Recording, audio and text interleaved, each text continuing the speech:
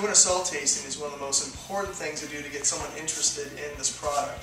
What you really want to do is you want to showcase what it has to offer, specifically its color, its aroma, and its taste. One way to do this is what I've done here is I've put the salt in champagne glasses, which allows it to channel the aromas up top and let the customer smell it.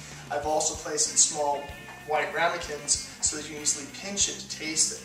What we do here is I use butter on bread. Now, unsalted butter, like a nice French butter, is what you need because it's almost like cheating. Everyone knows that butter and salt on bread is fantastic.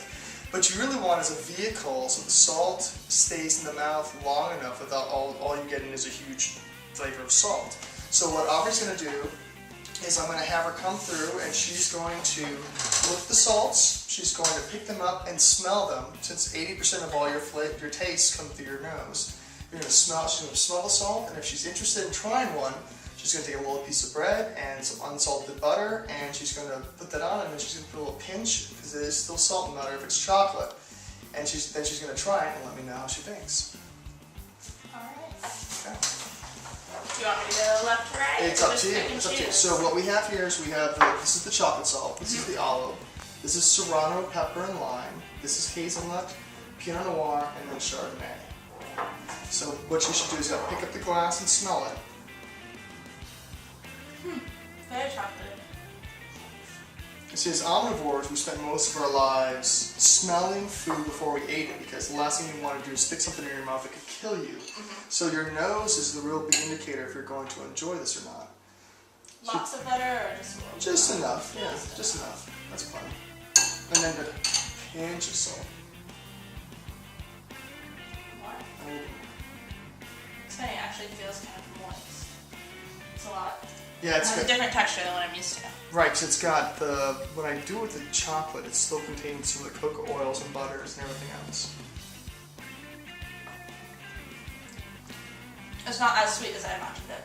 Right, yeah, there's not a lot of sugar. Mostly what you're going to get is a real roasty, kind of smoky flavor. Almost, when I think about it, I always think of doing a traditional chocolate mole, where you're looking more savory than you are sweet. It reminds me more of like baking chocolate. Baking chocolate, like yeah. chocolate candy. So what we're looking for is the way the smoke binds to it. So, for me, it almost reminds me of bacon, because it kind of has that same color, same smokiness. Yeah. Alright, what's our next one? The next one is olive, and that we'll use Clamato olives. Oh wow. Yeah. And the great thing about these salts is this is what I start off with. So this is the salt we start with, and it's a white sea salt from Portugal, out in Rio Famosa, and it's hand harvested. And then what I do is when I get it, I smoke it and add the flavors, and so this is just pure chocolate. You can see how much it changes, and even the olive, you can see how much that's changed between the olive and the bay salt. And when I add the lime juice and the pepper, you can see how that's changed. But each one of them gives it its own characteristic. The Pinot Noir is pretty drastic too. Chardonnay is a little lighter, but you can still see how it changes.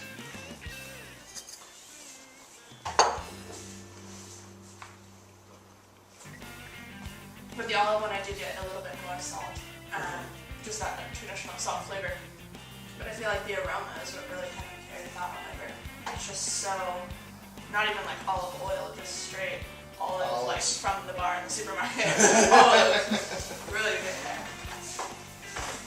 Well, try the serrano pepper. See if you can see some of the pepper in that. So with this product, not only do I do a liquid infusion of straight organic lime juice, but I also infuse the pepper itself. Then I take the serrano peppers out, dehydrate them, and then add them back into the salt, which allows it to have a nice peppery bite too.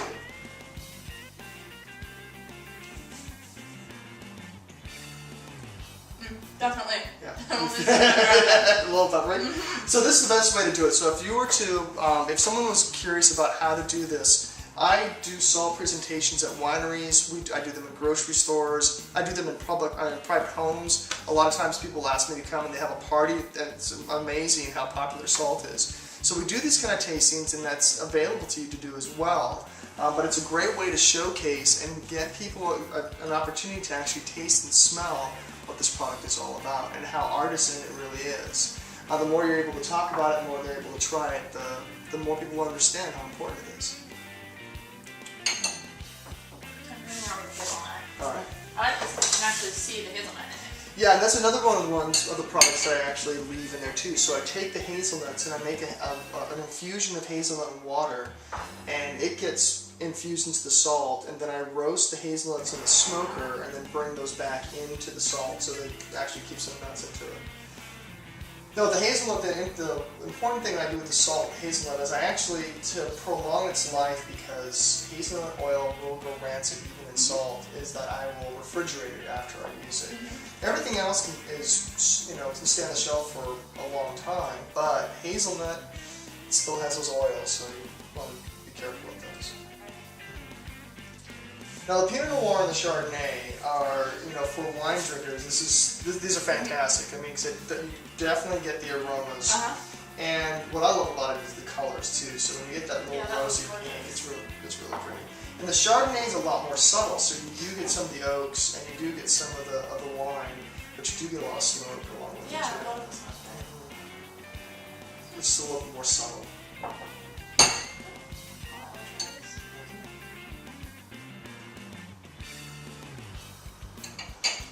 Now, trying this much salt at once can affect someone's palate too. I've heard of good ways of clearing your palate is to inhale water, like hold a glass in front of your face and inhale above the water and moisture into your nose because it does dry.